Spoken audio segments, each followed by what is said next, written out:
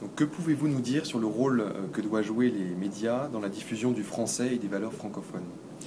Et je pense qu'il y a, au fond deux grandes façons de le faire. D'abord en parlant français soi-même. Et le fait d'avoir une présence mondiale d'un média en français, c'est déjà en soi le signe de la vivacité de la langue, de son intérêt. Et pour le français en l'occurrence, il y a sur les 5 continents des gens qui sont des locuteurs francophones. En nombre, c'est peut-être pas le volume le plus important, mais le fait qu'on soit sur les 5 continents, les francophones, et puis que ce soit encore la deuxième langue étrangère la plus apprise, et que ce soit la deuxième langue pivot des traductions pour les livres, et que ce soit une langue officielle des organisations internationales, ça donne donc un statut qui justifie qu'il y ait des présences mondiales de médias en français. C'est une première façon et qu'il faut vraiment cultiver pour la radio et la télé et les nouveaux médias. Parce que sur les nouveaux médias, les internautes sont plus nombreux, les anglophones, que les francophones, mais il faut que ça évolue et il faut donc être très présent aussi. Et l'autre façon de faire, c'est d'aller chercher la langue de l'autre pour lui dire dans sa langue ce que c'est que, au fond, l'altérité, l'existence d'un autre espace culturel, d'un autre espace linguistique. Par exemple, quand je dirigeais TV5 Monde, on a développé le sous-titrage. Donc il y avait la langue française et le sous-titrage dans la langue de l'autre, aussi bien le coréen, le japonais, le vietnamien, bien sûr l'espagnol, l'anglais, l'arabe, l'allemand, je sais plus, le russe, le roumain, enfin plein de langues. Et donc c'était très important. Ici dans l'audiovisuel extérieur de la France, France 24 est en 3 langues, donc on parle anglais, arabe, en plus du français, et RFI parle en 13 langues aussi, c'est-à-dire qu'elle parle en français, mais en persan, là aussi en vietnamien. Il y a des langues africaines très importantes, les langues africaines, le Haoussa et le Kiswahili, et beaucoup de langues d'ailleurs en commun avec TV5 Monde. Là, cette fois-ci, on n'a pas le français en même temps que l'autre langue, puisqu'on est en radio. Mais dans ces langues-là, on raconte aussi, on donne un point de vue qui est on parle depuis Paris. On raconte aussi ce qui se passe dans ce pays, ce qui se passe en francophonie. C'est une autre façon de créer du lien avec des gens et d'acclimater l'idée que le multilinguisme, c'est un droit fondamental des êtres humains. Pouvoir parler sa langue maternelle, c'est important, et en apprendre une autre, c'est encore plus beau. En apprendre deux autres, c'est magnifique. Et c'est un message qu'on doit porter et démontrer par le contenu même de nos programmes et le fait que ici il y a 66 nationalités par exemple. Et cette altérité-là, je trouve que c'est une belle signature et qu'il faut la cultiver, parce qu'en général, quand on connaît quelqu'un, on n'a pas tellement envie, on n'a pas peur déjà, et on n'a pas envie d'être en guerre avec lui. Donc modestement, on peut contribuer à un rapprochement des gens à travers le multilinguisme.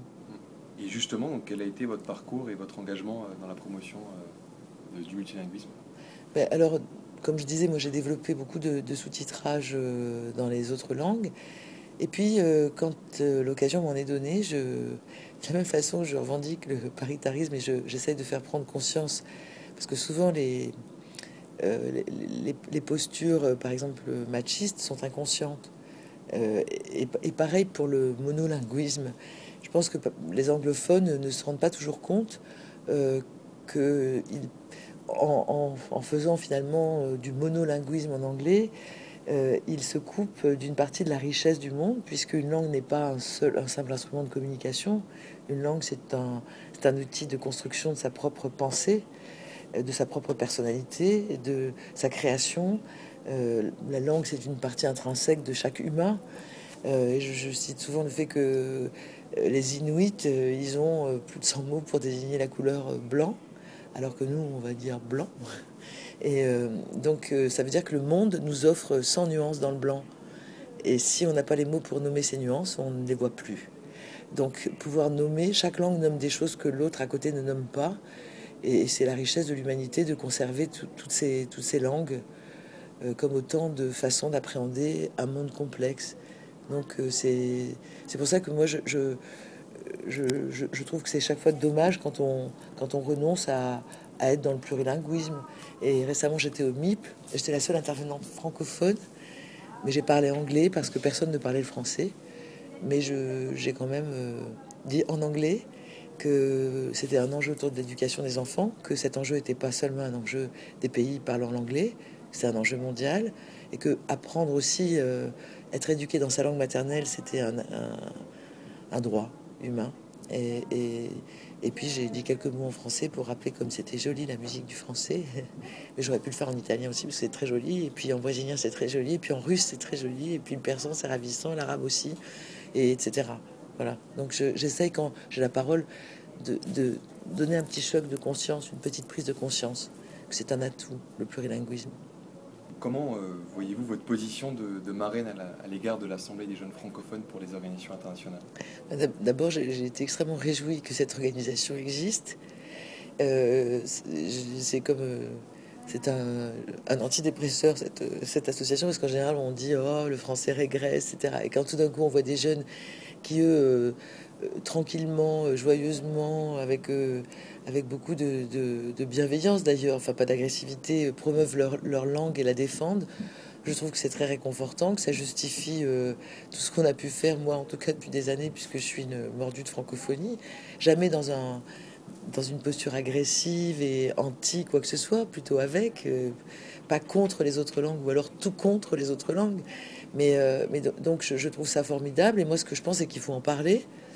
Je pense qu'il faut qu'il y ait des marraines dans des positions stratégiques dans ces grandes organisations internationales, parce que je pense que l'altérité et le multilinguisme et le respect de la langue de l'autre est une forme d'altérité. Dans l'altérité, les femmes sont bien mieux préparées parce que elles savent ce que ça veut dire d'être réifiées depuis leur plus jeune âge. Donc, elles sont un peu plus sensibilisées que, disons, en moyenne, hein, que peut-être les messieurs. Donc, il faut aller chercher de bonnes marraines, se faire connaître et mener tranquillement c'est pas un combat, mais ce travail pour faire prendre conscience que c'est un atout d'avoir plusieurs langues, y compris dans les organisations internationales, et qu'il faut arrêter de simplifier, parce que le monde est complexe, et simplifier, c'est faire faux. Voilà.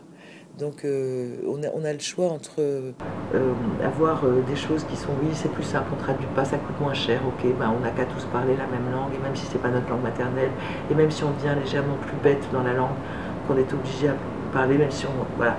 Alors on a le choix entre ça, et ça simplifie peut-être la vie ponctuellement, mais à moyen terme, je pense que ça appauvrit, et que donc il faut accepter de faire cet investissement sur le multilinguisme et la traduction, traduire contre le mythe mortifère d'une langue unique. Merci beaucoup Marie-Christine Saragosse. Mais merci à vous.